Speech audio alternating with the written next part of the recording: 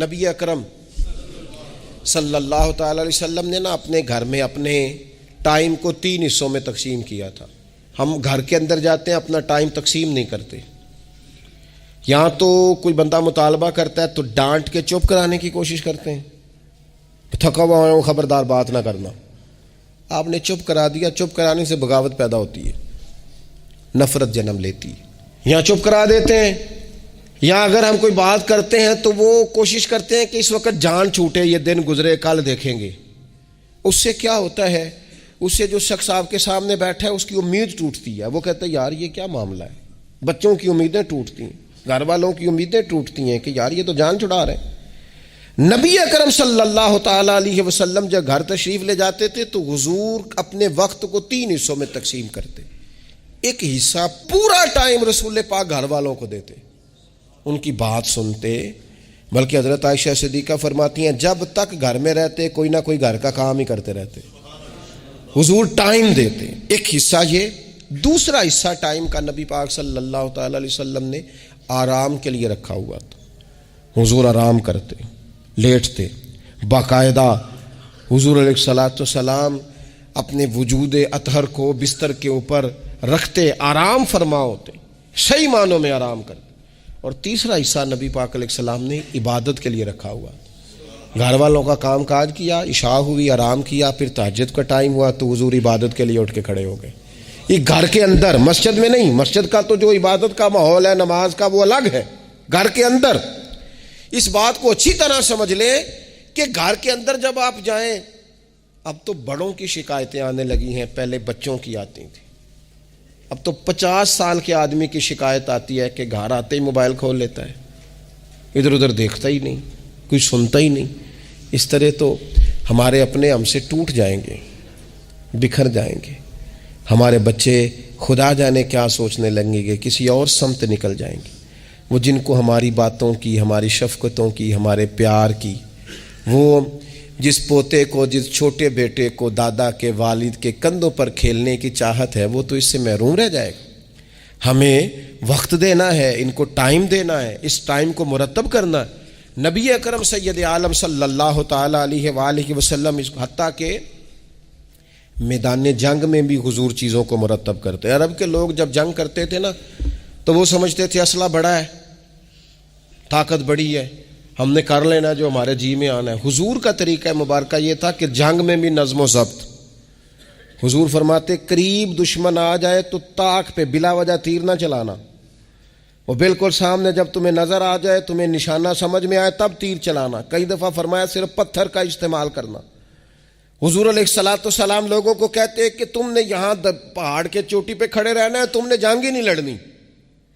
تم یہاں ہراول دستے کے طور پر پشت پہ کھڑے رہو, جب تک میں تمہیں حکم نہ دوں تم نے یہاں سے ہٹنا نہیں ہے. این جنگ کے موقع پر بھی رسول پاک صلی اللہ علیہ وسلم نظم و ضبط کا مظاہرہ کرتے, ترتیب مقرر کرتے. آپ یقین کریں جن اداروں کے اندر نظم و ضبط ہے, جن کے اندر اصول ہے, جن کے اندر قاعدے ہیں, وہ اپنی پیشہ وارانہ کام سے کبھی بھی پیچھے نہیں ہٹتے. اور جہاں یہ کام نہیں ہوتا وہاں بڑی ساری چیزیں نقصان کا شکار ہوتی. این حالت جنگ میں بھی نبی اکرم نور مجسم صلی اللہ تعالی علیہ وسلم نظم و ضبط کا خیال کرتے. یہ جنگ احد میں نقصان ہوا تھا نا وقتی طور پر, اس کی وجہ بھی یہ بنی تھی کہ حضور نے جن صحابہ سے کہا ہٹنا نہ, ان سے اجتہادی خطا ہو گئی. انہوں نے سمجھ لیا کہ جنگ تو ختم ہو گئی ہے, وہ ہٹ گئے. ان کے ہٹنے سے نقصان ہوا, 70 لوگ شہید ہو گئے.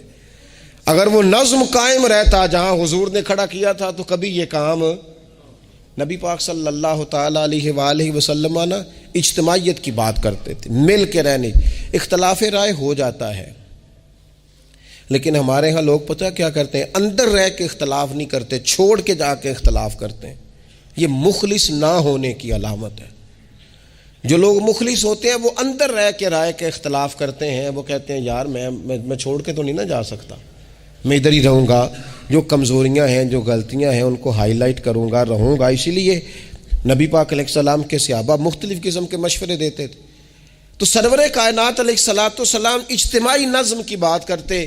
ایک مقام پہ حضور نے صحابہ کو دیکھا کہ چھوٹی چھوٹی ٹولیاں بنا کے الگ الگ بیٹھے ہوئے ہیں. تو نبی پاک علیہ الصلوۃ والسلام نے فرمایا یہ شیطان تمہیں الگ الگ کرتا ہے. اور فرمایا جس طرح بکریوں کا بھیڑیا ہوتا ہے، انسانوں کا بھیڑیا شیطان ہے، جب کسی کو مجمع سے الگ کر لیتا ہے، حضور فرماتے ہیں جسے بھیڑیا بکریوں سے الگ کرتا ہے نا، پھر اس کا شکار کرتا ہے۔ اور شیطان بھی جب تمہیں اجتماعیت سے الگ کر لیتا ہے، در مرشدہ چھڈی نہیں تے ہو جاویں گا روگی، جیڑی بکری اجڑوں وچھڑی او بگیاڑا جوگی، او بگیاڑا جوگی کھا جائیں گے، پھاڑ ڈالیں گے اسے۔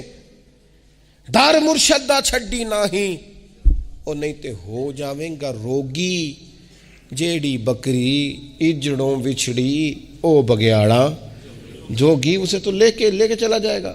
اجڑ پر، اجتماعیت پر کبھی بھی بھیڑیا حملہ، تو حضور صحابہ سے کہتے تھے بیٹھو تو ذرا مل کے بیٹھو، کسی جگہ تم بیٹھو تو اجتماعیت، بڑی مشہور حدیث ہے، چند لوگ جمعے میں کھڑے تھے تو حضور نے فرمایا بیٹھ جاؤ، الگ الگ۔ بعض لوگ بڑے قائل ہوتے ہیں نا، تھوڑا سا جناب ہم نے ذرا ہٹ کے رہنا ہے، ہم نے تھوڑا سا الگ سے رہنا ہے، تھوڑا سائڈ پہ بیٹھنا ہے، تو حضور پسند نہیں کرتے تھے، فرمایا اکٹھے بیٹھو، مجمع کی صورت میں بیٹھو۔ بلکہ حضور علیہ الصلوۃ والسلام نے یہ تو اجتماعی نماز کا حکم دیا نا، فرمایا جس علاقے میں 3 مسلمان بھی بستے ہوں نا، وہ بھی باجماعت نماز پڑھیں۔ وَارْكَعُوا مَعَ الرَّاكِعِينَ، رکوع کرو پر رکوع کرنے والوں کے ساتھ، تنہا نہیں، مل کے اجتماع۔ آج کفر نے بھلا کیا کیا ہے؟ اس نے مسلمانوں کی اجتماعیت کوئی توڑا ہے، نظم و ضبط کوئی تو توڑا ہے۔ 57 اسلامی ممالک ہونے کے باوجود نظم و ضبط نہیں، اور وہاں ایک ملک ہے امریکہ، اپنی ریاستوں کو ساتھ ملا کے اس طرح گٹھ جوڑ کیا ہے کہ وہ سب پر بھاری ہوتا جاتا ہے معاذ اللہ۔ اگر نظم و ضبط، اور یہ ہمارے ہاں بھی نہیں ہے، روٹین میں چھوٹے چھوٹے اختلافات ہوتے ہیں لوگوں کے بیچ، لیکن ایک دوسرے کو ملنا پسند نہیں کرتے، سلام کلام پسند نہیں کرتے، نفرت کا اظہار۔ تو جب گلی محلوں میں نظم و ضبط نہیں، ٹولیاں بنی ہوئی ہیں، گروہ بنے ہوئے ہیں، چھوٹی چھوٹی باتوں میں لوگوں نے الگ الگ ماحول بنا دیا ہے، بلکہ بعض لوگ تو باقاعدہ بڑے ماہر ہوتے ہیں خاندان میں لڑائی کیسے کرانی ہے، محلے میں فساد کیسے ڈلوانا ہے، لوگوں کو کس طرح کر کے توڑنا ہے، کیا ایسا کام کرنا ہے جس سے کہ لوگ زیادہ سے زیادہ ٹوٹ جائیں۔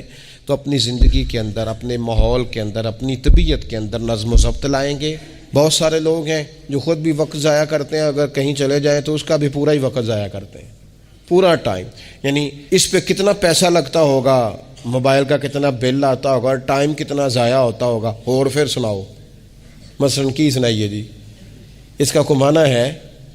یعنی ایک صاحب کہنے لگے، انہوں نے کئی دفعہ مجھے کہا کوئی نوی تازی، میں چپ کر گیا۔ پھر فون پہ، اب بندہ خیر مہذب لگتا ہے اگر کہے چلو جی پھر ٹھیک ہے، وہ پھر کہ ان کو نوی تازی، میں کہا جی میں تو مولوی ہوں، تسی مینوں اخباری نمائندہ سمجھ لیا، نوی تازی تو آپ کسی اخباری رپورٹر سے پوچھیں، مینوں کی پتہ ہے نوی تازی کی ہے، میں تو چھوٹا سا آدمی ہوں، اپنے کام، نوی تازی کا کی مطلب ہویا؟ یعنی اب اتنا آپ نے فون بھی ضائع، ٹائم بھی ضائع۔ حضرت صاحب ہور پھر سناؤ بھائی، تسی اتنے حضرت صاحب دے کول رہو نہ مہینہ تے کوئی کام کرو نال، تاکہ تانوں اور بھی کوئی سنان، حضرت صاحب تانوں کی سنان، لیکن شرط یہ ہے کہ ہم نظم و ضبط والے بنے، ایک جملہ بھی ضائع نہیں، اضافی نہیں۔